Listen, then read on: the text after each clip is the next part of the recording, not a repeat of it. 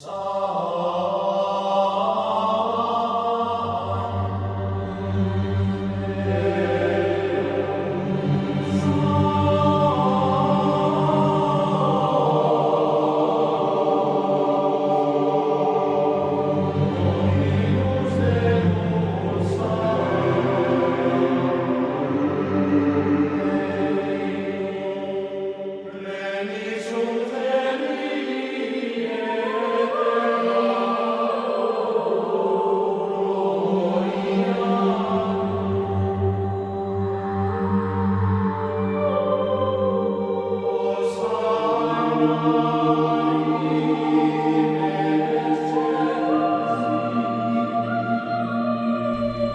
this video we're taking a quick look at a costume that I've put together for the Lincoln Steampunk Festival, the Asylum, which took place recently.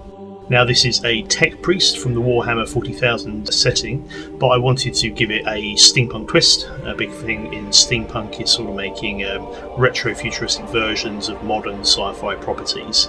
This was quite easy to do for this though, because a lot of the 40k artwork and settings, if you're familiar with them, are already a little bit steampunk anyway, so it didn't take much to sort of bring this into the steampunk realm.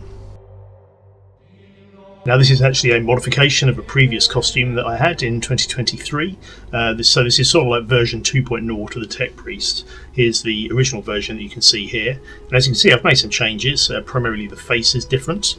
I've also added an additional arm, so I've now got 4 arms, and I've also added a new robe as well.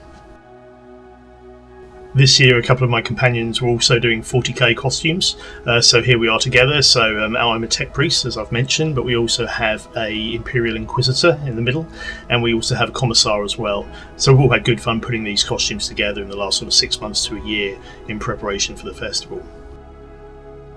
We also had a group shot put together by Dark Box Images. They do Victorian wet plate photography, so that's the old style photographic process, and it produces these really nice tin type photos. So yeah, we got one of those done, which is really, really cool.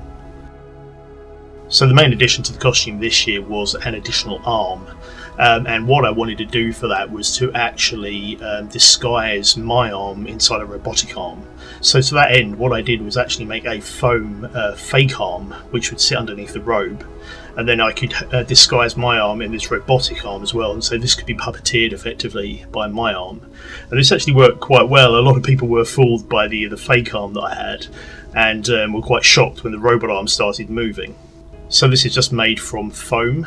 I've sort of cut and glued this in place. It went through quite a few iterations to get the proportions right, and make sure that it actually matched my real arm, and also that it sort of hung quite naturally from my shoulder. I also added in some wire into the fingers just so they could be repositioned if I needed to. I had the hand sitting on top of another skull in the end, which was attached to my belt. Couldn't really think how to have it posed, so that seemed like a good way of doing it.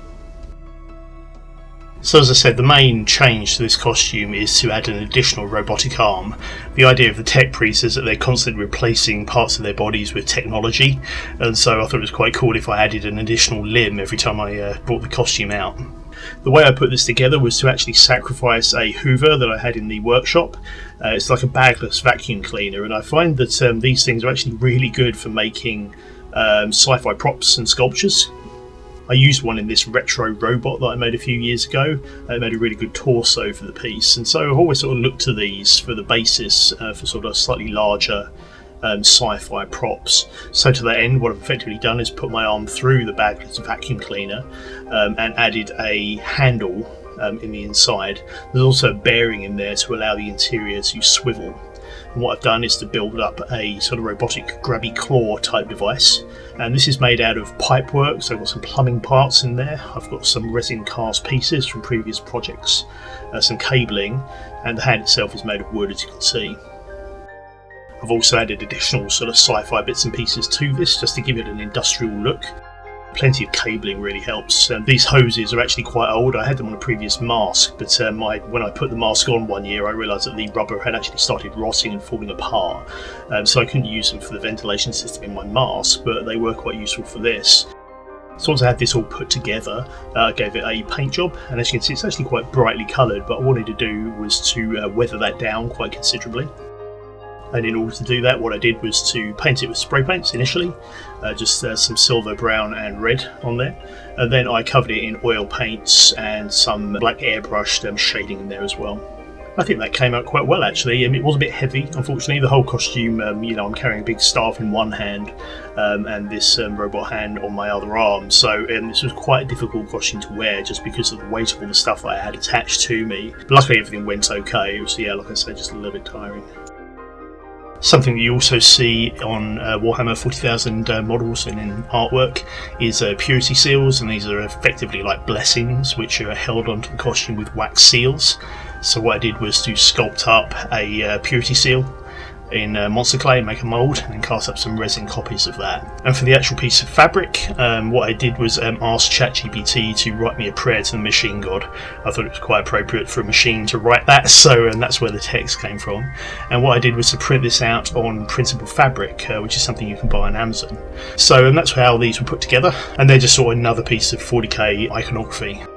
I initially thought that I might also have a mask as well. In the end I went with the respirator that you've seen in the pictures, but initially I was thinking I might do a silicone mask which had a sort of human face, which had also been augmented with sort of cybernetic technology, a little bit like the Borg from Star Trek perhaps. If you look at this piece of artwork from 40k, you can see some really cool designs about how the tech priest can look, and so I wanted to do something like this.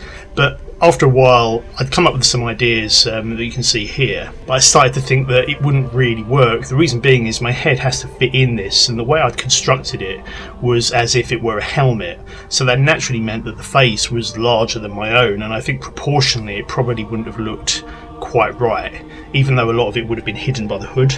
Additionally, the costume was already getting really, really heavy, and I just thought that another piece of heavy costume on my head, which would obscure my face, and include my vision, would just make the costume even harder to wear. So in the end I ended up abandoning this idea, but I quite like the initial idea of it anyway, so maybe it's one for a future project. Okay, so that's it for this one. This is just a very quick video just to show off the costume. One thing I did want to mention though is the amount of people who came up to me and asked if I were the Dark Power, which was kind of cool actually, that people were recognising the costumes. And also that people are watching the videos. So yeah, thanks very much for anyone who came up and said hi. It's really nice to know that people are actually checking out the channel and watching the videos. So anyway, that's it for this one. Thanks very much, and I'll see you next time.